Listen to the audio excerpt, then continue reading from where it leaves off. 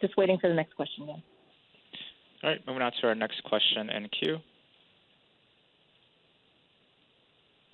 Steve Holland with Reuters, please go ahead. Hey there, Karine. Hey, Steve. Hey. So the president told us on the South Lawn on Friday that he was in favor of significant alterations on the border. Could you fill that out? What is he talking about there? And are they going to get into this level of detail in their talks tomorrow? And then I just had a second thing. Did the president watch any of the Iowa coverage last night? Did he make any observations about it? All right, so a couple of things. I'll start with your first question first. Look, the president has said, and we've been saying, that we need a bipartisan agreement, right? We need a bipartisan agreement to deal with what's happening at the border. There's been detailed, specific conversation happening in the Senate with both Republicans and Democrats for the past several weeks through the holiday, obviously, and that continues. We think they're going in the right direction, and those conversations are focused on funding and also on policy. Yes, the president believes that we're going to have to really, in order to have a bipartisan agreement, you have to make, changes. I'm not going to get into what those changes are, how severe or specific or however we want to describe it are at this time. But those conversations are happening. We believe it's going well, and we want to see a bipartisan agreement. Look, we understand, the president understands that this what we see at the border, the immigration system more broadly, has been broken for decades. That's why he took it very seriously on day one with the legislation that he put forward. Now we have to have serious conversations, which we have been, with both Republicans and Democrats in the Senate, to see what we can do to address the issue at the border. And so tomorrow, I'm not going to get ahead of the meeting. I don't really know how specific it's going to get. I can tell you the agenda is to talk about the president's supplemental, the national security portion, obviously, of the supplemental, and how important it is to get moving on that.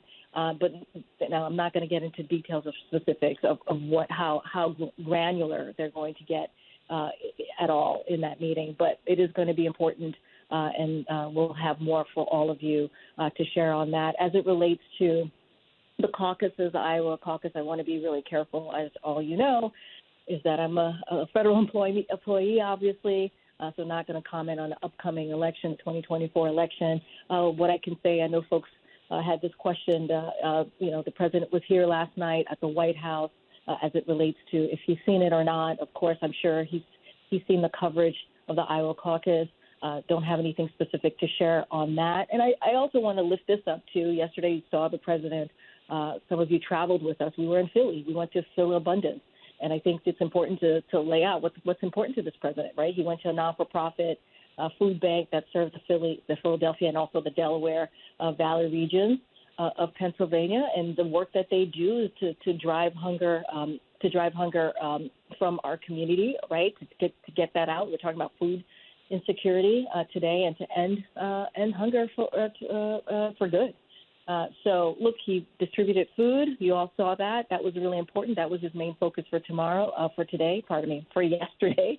And he's going to continue to focus on the American people. That's what he's going to do. He's going to continue to focus on others, helping hardworking middle-class families, build an economy from the bottom up and from the bottom up, middle out. That's what he's going to do, protecting American freedom, bringing the country together around, optimism, vision for the future. So that's going to be the president's focus, and I will go to the next questioner. Thanks. All right, moving on to our next question in queue. MJ Lee with CNN, please go ahead. Hey, MJ. Hey, Karine.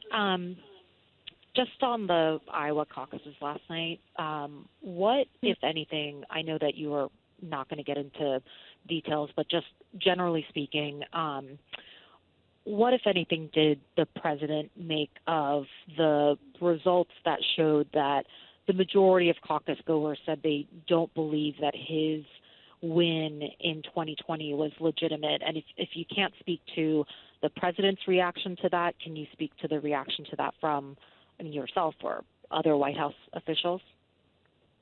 So, here's what I'll say, because we've talked about this before from the briefing room. So it's not, this is something that deals with 2020, so I can actually speak to this. Look,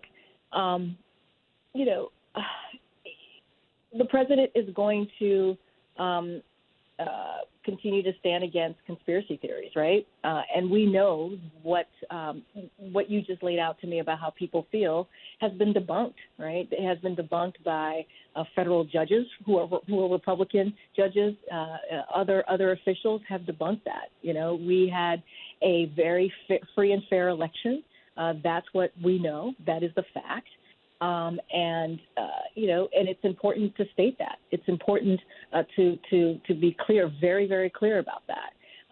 Look, I can say this, I can say that the president, is going to, as it relates to how he's moving forward, not focus on the 2024 election. He's going to continue to stand against dangerous personal revenge schemes and conspiracy theories that have cost. Let's not forget, these dangerous conspiracy theories have cost law enforcement officers their lives, and that is what we saw on January 6th in 2021.